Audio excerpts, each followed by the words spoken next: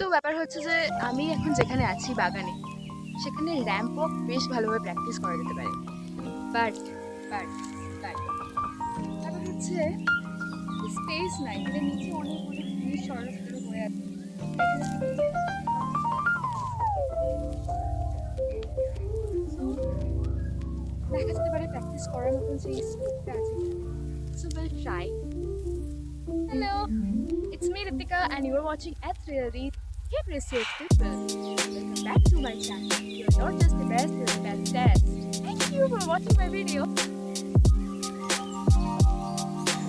Ramp walk করার জন্য most important things হচ্ছে যে কনফিডেন্স। যে কোনো জিনিসের ক্ষেত্রেই কনফিডেন্স লেভেল হাই হওয়া দরকার। তাই আমরা বাইরে হঠাৎ করে অনেক মানুষের সামনে স্পিচ দিতে পারি না, এর জন্য আমাদের আগে সেই স্পিচটা রেডি করতে হয়। আমরা আয়নার সামনে দাঁড়িয়ে সেটা প্র্যাকটিস করি। আবৃত্তির ক্ষেত্রে, নাচের ক্ষেত্রে, গানের ক্ষেত্রে, সবের ক্ষেত্রেই তাই।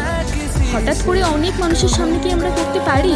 নিজেদের প্রেজেন্ট করা পসিবল হয় না, সেই জন্য প্র্যাকটিস করতে হয়।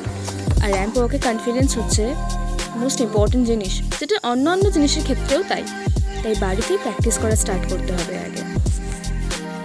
আমি স্টিকটা ইউজ করছিলাম কারণ হাতের পজিশন যেন ঠিক থাকে, এই জন্য। এরকম ভিডিও সার্চ করে দেখতে পারবেন এবং বুঝতে পারবেন যে আমি চ্যানেলটা ইউজ করেছি। আর আমি যেটা বলতে চাইছি যে বাড়ির সামনে তো এরকম কোনো রাস্তা থাকতে পারবেন যে রাস্তা থেকে খুব একটা বেশি বাড়ি যায় না, আর বাড়িতে এরকম জায়গায় যে রাস্তা দিয়ে যায় না, আপনি রাস্তাতে প্র্যাকটিস করতে পারেন যদি আপনি এরকম কোনো ফাঁকা গ্রাউন্ড, কোনো গার্ডেন এরিয়া না পান। ছাদে করতে পারেন, হ্যাঁ ছাদে করলে তো অবশ্যই থাকতে করবেন। প্র্যাকটিসটা হচ্ছে মেন জিনিস। কথাতেই আছে না, practice makes man perfect. Practice করতে থাকুন, প্র্যাকটিস করলে তবেই জিনিসটা স্মুথলি হবে, করতে পারবেন। এইভাবে একবার দুবার করতে করতে করতে করতে জিনিসটা স্মুথ হয়ে যাবে। আমি তাই আমাদের বাগানটা বেছে নিয়েছিলাম, আর এই গার্ডেন এরিয়া ছাড়া অন্য কোথাও এরকম স্পেস পাওয়া ইটস নট পসিবল। তো আমি যখন ভিডিওটা প্র্যাকটিস করছিলাম, আমি ভেবেছিলাম যে আপনাদের সাথে একটু শেয়ার করা যাক র্যাম্প ওয়াক নিয়ে। যদি আপনাদেরও মধ্যে কারো ইন্টারেস্ট থাকে, ডেফিনেটলি থাকবে, অনেকেরই ইন্টারেস্ট থাকে এই ব্যাপারটা নিয়ে। তো আমি সেই জন্য শেয়ার করেছি এই ভিডিওটা। আর বাগানের স্পেস নেই কারণ, মানে বাগানে তো অনেক স্পেস, বাট স্পেস না থাকার কারণ হচ্ছে অনেক গাছ কাটা হয়েছে, আর সেই গাছগুলো না নিচে পড়ে আছে।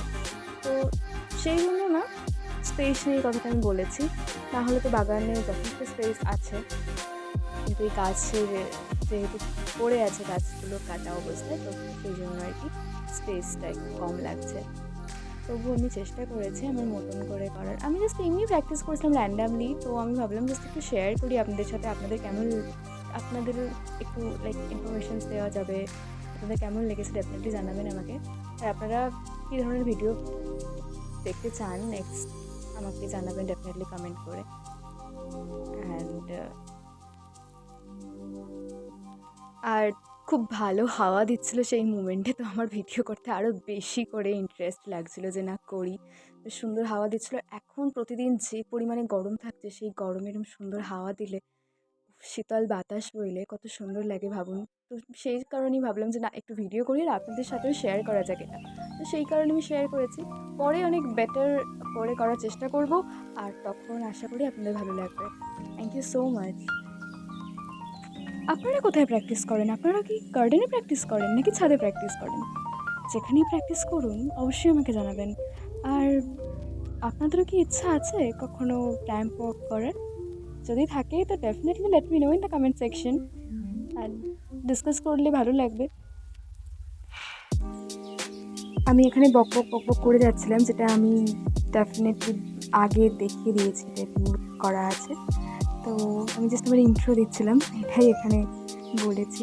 তারপর বেশিক্ষণ তো করিনি, সবটার ভিডিও এখানে নেইও, তো যতটা করেছি ততটা দেখিয়েছি। পরে আরও বেটারভাবে দেখানোর চেষ্টা করবো। Thank you for watching.